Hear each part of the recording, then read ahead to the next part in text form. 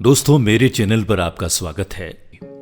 जिंदगी कम ही लोगों को एक से अधिक भूमिका निभाने का मौका देती है और उनमें भी कम ही लोग सारी भूमिकाओं को कामयाबी के साथ निभा पाते हैं। संजय जगदाले उन बेहद कम लोगों में से एक हैं। मध्य प्रदेश अगर क्रिकेट का बगीचा है तो संजय जगदाले यकीनी तौर पर उसके माली हैं। मैदान पर उतरे हुए 6 दशक होने को हैं, लेकिन जगदाले का जोश, जुनून, जज्बा और जिद कहीं थमते नहीं दिखते। पहले एक क्रिकेटर के रूप में, फिर एक कोच के रूप में, फिर भारतीय क्रिकेट की नियामक संस्था बीसीसीआई के राष्ट्रीय चयनकर्ता के रूप में, फिर प्रशासक की तरह बीसीसीआई सेक्रेटरी के पद तक संजय जगदाले की कहानी सादगी, समर्पण, कड़ी मेहनत और निस्वार्थ सेवा की कहानी है। किसने सोचा होगा कि इंदौर की मिट्टी में गेंद और बल्ले से खेलता हुआ ये किशोर एक दिन भारतीय क्रिकेट को इतना आगे ले जाएगा। 22 सितंबर 1950 का दिन इंदौर में MM जगदाले और विमल जगदाले दंपत्ति को एक पुत्र रत्न की प्राप्ति हुई। नाम रखा गया संजय। 3 भाइयों में मंझले संजय जगदाले को गेंद फेंकने और बल्ले से उसकी पिटाई करने का हुनर विरासत में मिला। पिता भी क्रिकेटर थे और भाई भी। पिता MM जगदाले मराठा राजवंश की ऐतिहासिक होलकर क्रिकेट टीम से खेलते थे, जो कि आजादी के आसपास के बरसों में भारत की दिग्गज क्रिकेट टीमों में से एक मानी जाती थी। इसी टीम से भारतीय क्रिकेट टीम के पहले कप्तान CK नायडू और महान क्रिकेटर मुश्ताक अली भी खेलते थे। वो टीम सिर्फ 14 साल खेली, उसमें भी 4 बार रणजी ट्रॉफी जीती और 6 बार उप विजेता रही। 1955 में जब होलकर क्रिकेट टीम को भंग करके मध्य भारत की नई टीम बनाई गई, तब संजय जगदाले महज 5 साल के थे। इसलिए उन्हें यह मौका नहीं मिला कि वो उस महान टीम को अपनी आंखों से खेलता देख सकें। लेकिन आगे के बरसों में पिता MM जगदाले और मुश्ताक अली से उस टीम के शानदार खेल की कहानियां सुनते रहे, किताबों में उसके बारे में पढ़ते रहे। उन बातों ने उनके मन के भीतर रहने वाले क्रिकेटर की हौसला अफजाई की। क्रिकेट का शौक और समझ विकसित करने के लिए संजय को कहीं दूर नहीं जाना पड़ा। महज 7-8 साल की उम्र में उनके हाथ में बल्ला आ गया। जगदाले पढ़ाई लिखाई में औसत ही थे, पीछे की बेंच पर दुबक कर बैठते थे। फिर भी आगे चलकर उन्होंने अंग्रेजी साहित्य में MA किया। लेकिन सच्चाई ये थी कि उनका दिल क्रिकेट के लिए धड़कता था। क्रिकेट उस जमाने में भी लोकप्रिय था, लेकिन इतनी प्रतिस्पर्धा नहीं थी। क्रिकेट की दुनिया में अपनी विनम्रता के लिए मशहूर जगदाले बेहद सादगी और सहजता से कहते हैं, मैं बहुत प्रतिभाशाली नहीं था, जितना था उतना खेल लिया।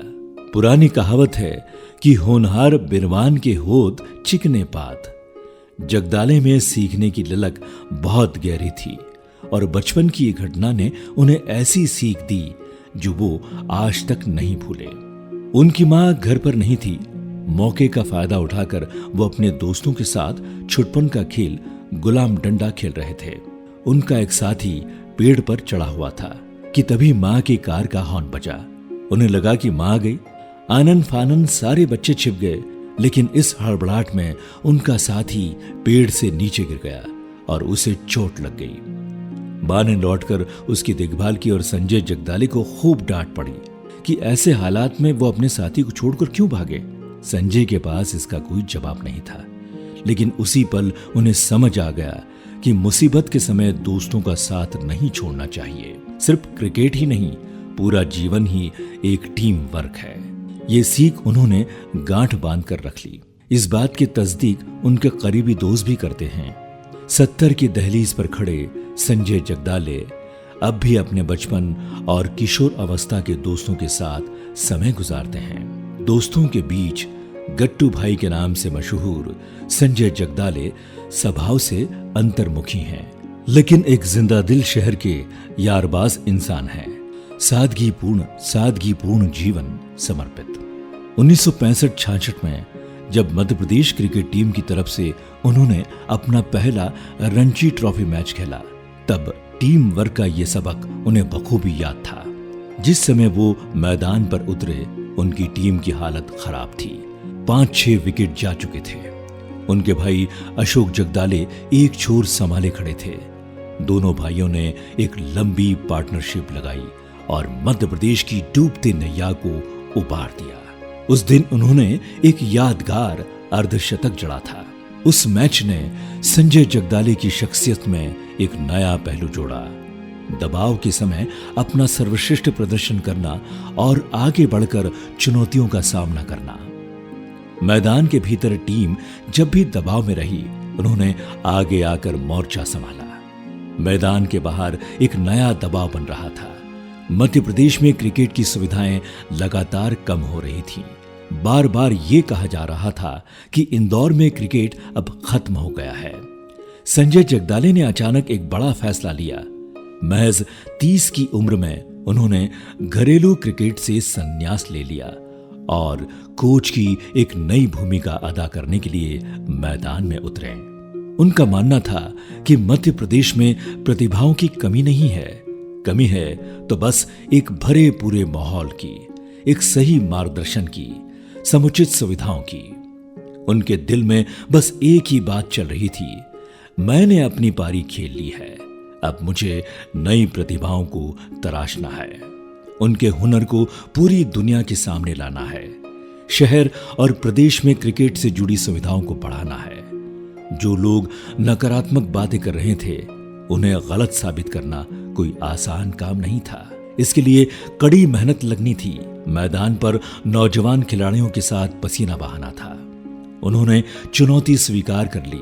जो सुविधाएं खुद को भी नहीं मिली थी, उन्हें नई पीढ़ी के लिए मुहैया कराने की चुनौती। उन्होंने क्रिकेट क्लब ऑफ इंदौर यानी CCI की शुरुआत की। ये प्रदेश में अपनी तरह का पहला क्लब था। कोचिंग के दौरान उन्होंने एक एक खिलाड़ी पर निजी तौर पर ध्यान दिया, उनकी प्रतिभा और कौशल को पहचानने के लिए नए नए प्रयोग किए, उनके डाइट प्लान पर जोर दिया और इसके लिए छोटी से छोटी बात को नजरअंदाज करना भी उन्हें गवारा नहीं था। उन्हें पता चला कि सोयाबीन के बिस्कुट खिलाड़ियों के लिए अच्छे होते हैं, तो अपनी मोटरसाइकिल पर सवार होकर वो शहर के दूसरे हिस्से में जाते, अपनी आंखों के सामने सोयाबीन के बिस्कुट बनवाते और लाकर अपने छात्रों को खिलाते। और एक दिन ये मेहनत रंग लाई। उनके छात्र खिलाड़ियों ने स्थानीय और प्रादेशिक ही नहीं बल्कि राष्ट्रीय और अंतर्राष्ट्रीय स्तर पर भी अपनी छाप छोड़नी शुरू की।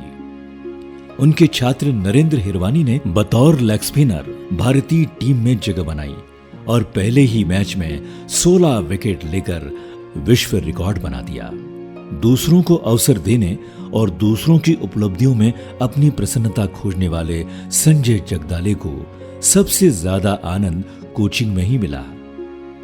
उनके छात्र और अंतर्राष्ट्रीय क्रिकेटर नमन ओझा बताते हैं कि संजय जगदाले बेहद अनुशासन प्रिय और वक्त के पाबंद कोच हैं। यूं तो वो नर्मदिल इंसान है, लेकिन गलती देखने के बाद अपने छात्रों को डांटने से भी नहीं हिचकते।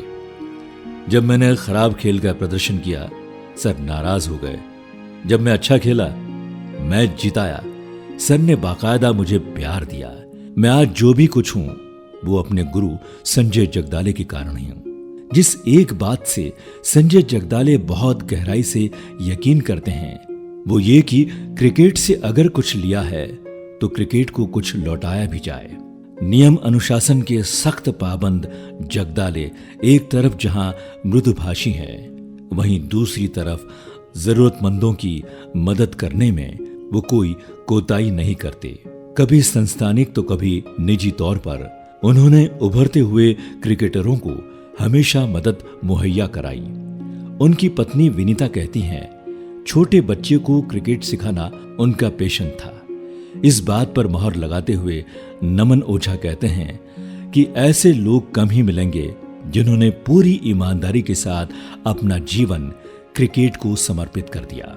उनके दोस्त मानते हैं कि क्रिकेट और संजय जगदाले को अलग करना मुश्किल है। वो किसी न किसी तरह क्रिकेट से जुड़े ही रहते हैं। कोचिंग के लंबे कार्यकाल के बाद उन्हें बीसीसीआई के एक चयनकर्ता के रूप में अपनी समिति में शामिल किया। जगदाले ने यह भूमिका भी समर्पण के साथ पूरी की। जूनियर लेवल पर उन्होंने 90 के दशक में ही वीवीएस लक्ष्मण और मुरली कार्तिक जैसे प्रतिभाओं की पहचान की, तो बाद के वर्षों में विराट कोहली को कम उम्र में ही भारतीय क्रिकेट में मौका देने में जगदाले का महत्वपूर्ण योगदान रहा।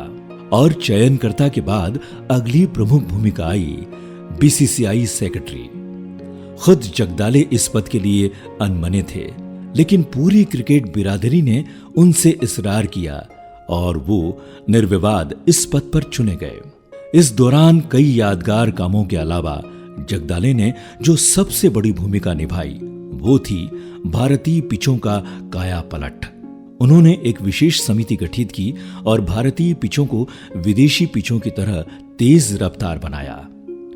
माना जाता था कि भारतीय टीम विदेशी मैदानों पर जाकर संघर्ष करती है। जगदाले ने योजना बनाई कि क्यों न भारतीय पिचों के विदेशी पिचों जैसा हरा बना दिया जाए, जिससे टीम इंडिया एक अलग ही स्तर पर जाकर उन परिस्थितियों की आदी हो जाए। और उनकी इस योजना का असर मैच के नतीजों पर जल्द ही दिखने लगा।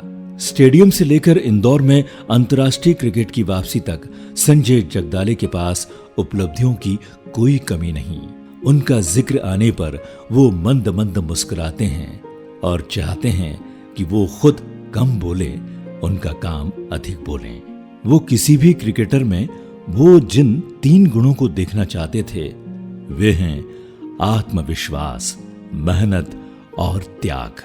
और यही 3 गुण खुद संजय जगदाले के व्यक्तित्व की रचना भी करते हैं। इसलिए उनके पसंदीदा खिलाड़ी की सूची में गैरी सोबर्स, सुनील गावस्कर, गुंडप्पा विश्वनाथ से लेकर विराट कोहली, स्टीव स्मिथ और चेतेश्वर पुजारा तक शामिल हैं। अपने शुरुआती दिनों में ही वो सुनील गावस्कर से प्रभावित हो गए थे। 16-17 की उम्र में स्लिप पर फील्डिंग करते हुए जब उन्होंने विपक्षी बल्लेबाज के रूप में सुनील गावस्कर को खेलते देखा तो उनके मुंह से यही शब्द निकले, यह इंसान नहीं भगवान खेल रहा है। उम्र और उपलब्धियों के इस मुकाम पर जगदाले भगवान का धन्यवाद भी करते हैं कि उन्हें अच्छे माता पिता, अच्छी पत्नी और अच्छा परिवार मिला। जीवन में उन्होंने कई भूमिकाओं का निर्वाह किया, लेकिन दोहरा जीवन जीने में उनका कोई यकीन नहीं। जिस तरह वो घर के बाहर रहते हैं उसी तरह घर के भीतर भी। उनकी पत्नी कहती है, सीधे सच्चे सरल कथनी और करनी में कोई फर्क नहीं। जो बोलते हैं वही करते हैं और जो करते हैं वही बोलते हैं। प्रदेश में क्रिकेट को एक नई दिशा देने वाले संजय जगदाले की जिंदगी में कोई अफसोस नहीं है, सिवाय इसके कि बेहद करीब पहुंच जाने के बाद भी मध्य प्रदेश रणजी ट्रॉफी का फाइनल नहीं जीत पाया। लेकिन उनकी आंखों में नाउम्मीदी का अंधकार नहीं, बल्कि उम्मीद की रोशनी है।